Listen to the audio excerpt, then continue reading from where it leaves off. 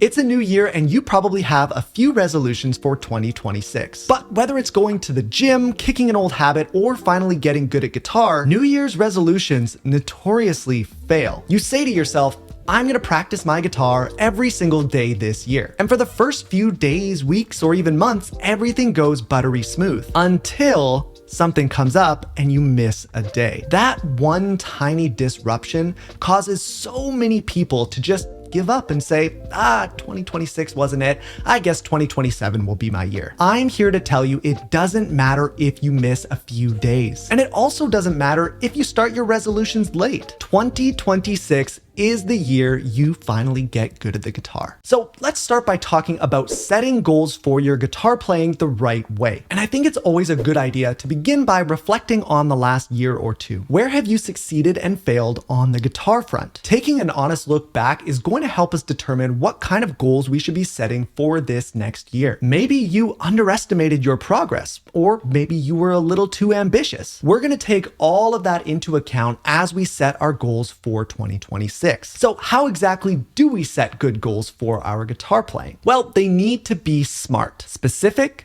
measurable, achievable, relevant, and time-bound. So a few examples of good guitar goals would be, by the end of the year, I want to be able to name every note on the fretboard. I want to memorize all 5 scale positions. I want to be able to play 10 new songs front to back. I want to write 3 original songs. Or maybe I want to play my first gig. All of those goals are specific, measurable, achievable, relevant, and time-bound. So I want you to pause this video and take some time to write down some smart goals for 2026 and really think about this, because we will be coming back to them 12 months from now to see how you did. Oh, and if you're willing, I'd love it if you'd share your goals down in the comments below. I'll be sure to read every one of them. Now, I think we need to talk about the number one thing holding you back from being the best guitarist you can be in 2026.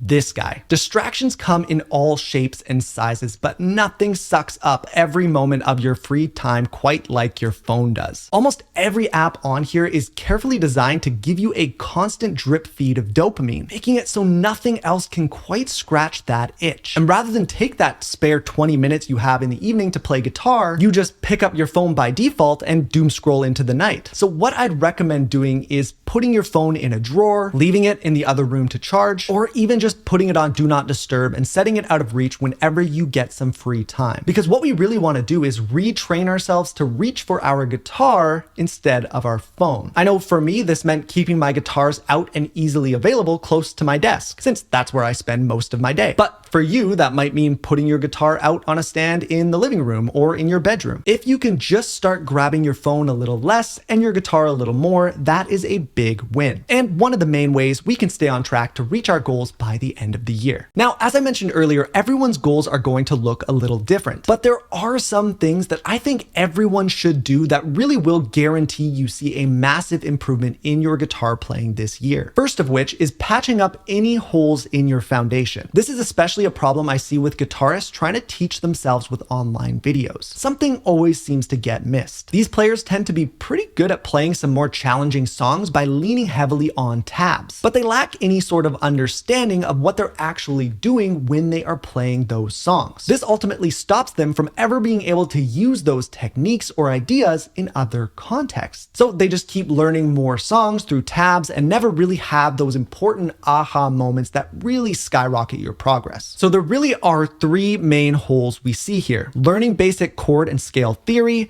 developing your ear, and learning how the fretboard works. Once you patch up these holes in your foundation, you'll find that learning a new song becomes a very different experience. You'll know how and why things sound good, and you'll be able to steal the things you like and even use them alongside your own ideas. Now, this brings me to one big thing I think every guitar player should be focusing on this year. Whether you're a beginner, intermediate, or advanced player, you need to start writing songs. songs. And I don't care how it looks. It can be cycling between 2 chords for a minute and then another 2 chords for another minute. But if you want to see real growth in your playing in 2026, songwriting is one of the best things you can do. It will force you to use the tools at your disposal, no matter how limited they are, to create something. At the most basic level, you just need to know how chords work and fit together. Pick a key you like. Let's do F sharp minor or A major. Decide on some chords from that key. I like F sharp minor, A major, and E major. Then we play around and add some sort of rhythm to them.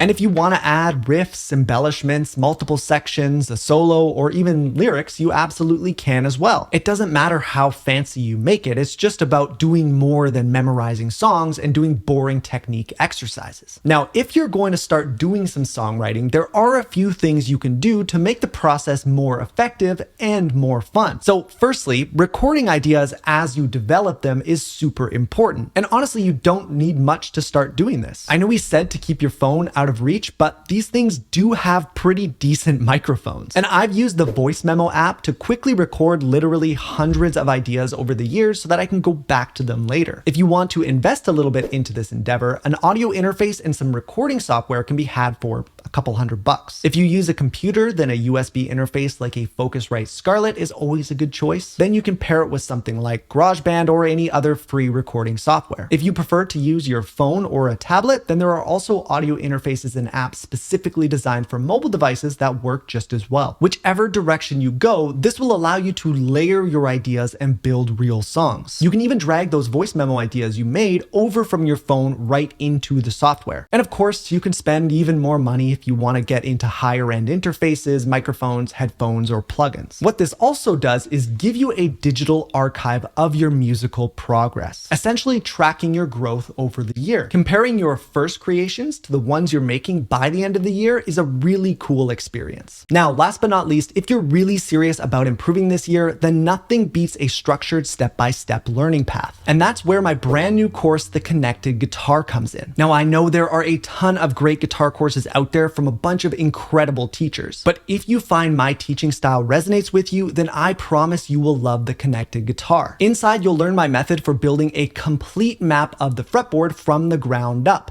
using all the same concepts and systems pro guitarists use every time they get on stage. And for a very short time, I'm giving my viewers here on YouTube a huge exclusive discount. So if you're at all interested, you can learn more about The Connected Guitar at the link in the description. Quick reminder, if you haven't yet, I'd really love it if you'd share your guitar goals for 2026 down in the comments. It'll actually help shape the videos I make here on YouTube over the next year. Thank you so much for watching. Happy New Year, and I'll see you in the next one.